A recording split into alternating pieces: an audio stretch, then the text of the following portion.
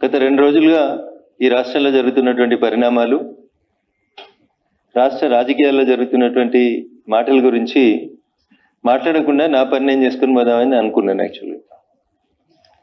కానీ కొద్దిసేపటి క్రితం TRS party alias BRS party నుంచి సస్పెండ్ అయినటువంటి సోదరి శ్రీమతి కల్వకుంట్ల కవిత గారు మాట్లాడుతూ, దుబ్బాక ఉప ఎన్నిక సందర్భంగా హరీష్ రావు గారిని అక్కడ ఇన్ఛార్జిగా పెడితే రఘునందన్ రావు గెలుస్తాడని మా కార్యకర్తలందరూ హరీష్ రావుని ఇక్కడ పెట్టకండి అని బాధపడ్డారు. అయినా మేము హరీష్ రావుని అక్కడ పెట్టడం వల్లనే పరోక్షంగా ఏం చెప్తుంది రఘునందన్ రావు గెలిచిండు అనేటువంటి అర్థం వచ్చేలా మాట్లాడతాను. కవిత గారు, మీరు ఇప్పుడు మాట్లాడుతున్నారేమో నాకు తెలియదు, కానీ నేను అప్పుడే చెప్పిన, దుబ్బాకకి మీ అన్నతో పాటు సిద్దిపేట జిల్లాకి ఇన్ఛార్జి మంత్రిగా ఉన్నటువంటి హరీష్ రావు అనేట ఆయన చేసిన అన్యాయం అంతా ఇంత కాదని నేను 100 సార్లు చెప్పిన.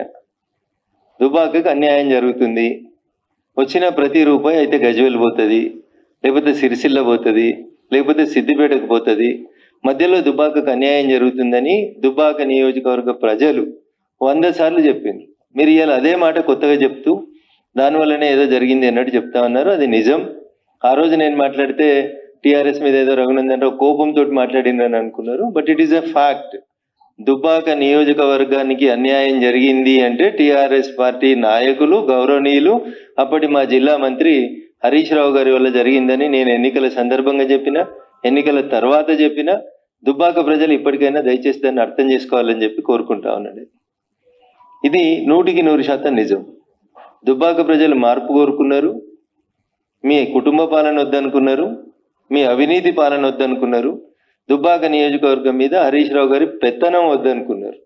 అందుకనే దుబ్బాక ప్రజలు స్వచ్ఛంగా మనస్ఫూర్తిగా ఓటేస్తే రఘునందన్ రావు గెలిచిండు తప్ప ఎవరి దయా దాక్షిణ్యాలతో రఘునందన్ రావు ఆ ఉప ఎన్నికలలో గెలవలేదు.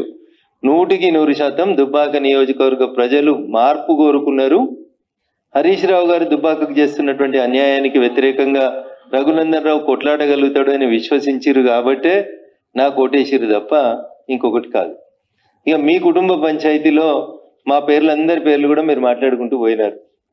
ఎస్, 100% మీరు ప్రస్తావించినటువంటి పేర్లలో దాదాపు అన్ని పేర్లు కూడా మీకు అందరికీ తెలుసు, మీ నాన్నగారికి కూడా తెలుసు.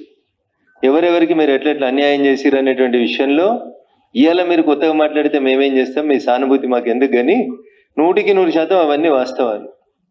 2009లో ఏదో మీ అన్నకు వ్యతిరేకంగా 60 లక్షలు పంపిరు అనేదో మాట్లాడినారు కదా మీరు. ఇవన్నీ పాత చరిత్రనే. కొత్త చరిత్ర, నాకు ఎమ్మెల్సీ ఎన్నికలలో 2009లో మహాకూటమి అభ్యర్థిగా ఇస్తే అప్పటి జిల్లా పార్టీ అధ్యక్షునిగా నన్ను ఎవరు ఓడగొట్టినో కూడా నేను పార్టీ అధ్యక్షుడైనటువంటి గౌరవనీయులు చంద్రశేఖరరావు గారికి చెప్పిన. కానీ ఆ రోజు కూడా యాక్షన్ తీసుకోలేదు. These are all facts. Nothing is an hidden thing. It is